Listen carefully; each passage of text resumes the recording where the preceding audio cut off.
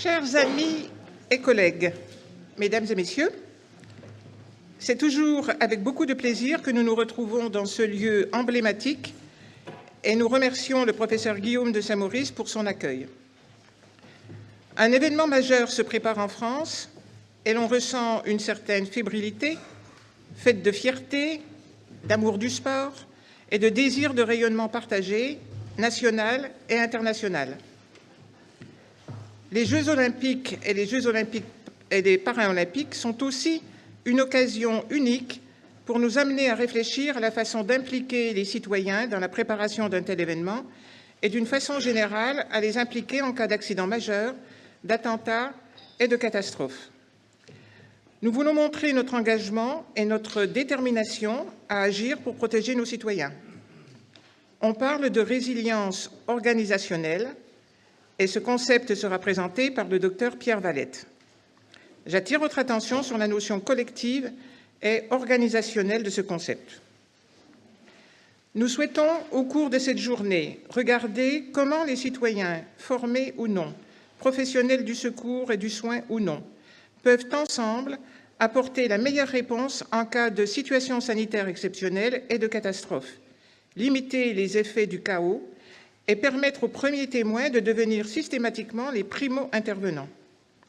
Lorsque nous sommes les premiers témoins d'un événement primo-intervenant de facto, nous sommes tous démunis.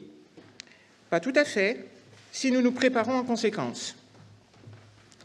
En matière de résilience, nous devons aussi regarder ce qui se fait dans des pays ayant une véritable culture de la préparation au risque, comme la Suisse, et regarder également les pays qui connaissent des véritables épreuves du fait de la guerre. Et ces exemples contrastés seront présentés en début de journée. Ensuite, nous prendrons le temps de regarder ce qui existe déjà. L'engagement citoyen auprès des organismes qui offrent un encadrement, une formation, un support juridique pour agir en ces circonstances.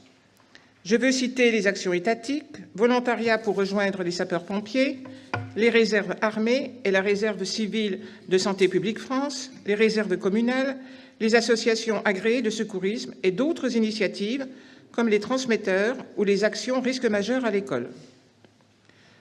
Vous aurez toute la journée pour rencontrer ces professionnels et partager ces sujets avec eux.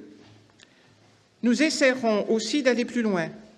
La table ronde a pour objectif de chercher comment proposer encore plus d'engagement, favoriser de nouvelles ressources et surtout améliorer la coordination entre tous les acteurs.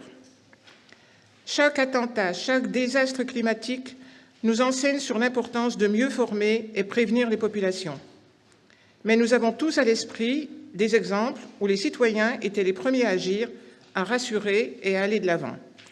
C'est probablement là l'enjeu de la résilience et de cette journée. La SFMC veut aller plus loin et toucher plus de citoyens acteurs en cas de catastrophe ou d'attentat, en résonance avec les réflexions issues d'autres projets portés notamment par les jeunes de l'IHEDN et les projets européens.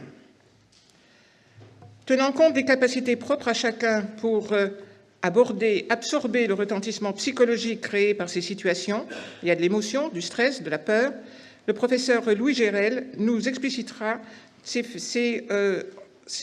phénomènes. Et la SFMC a en fait décidé de conceptualiser des aides cognitives accessibles, scientifiques, sous forme d'un vade-mecum citoyen que notre jeune collègue Oscar Tabouillot décrira en fin de journée depuis Nouméa, parce qu'il est parti donc en mission à Nouméa, et auquel vous pouvez tous apporter votre contribution par la richesse des échanges que je souhaite avec vous aujourd'hui et demain. Je me permets de citer une phrase qui introduit parfaitement notre journée. On ne voit bien qu'avec le cœur, l'essentiel est invisible pour les yeux.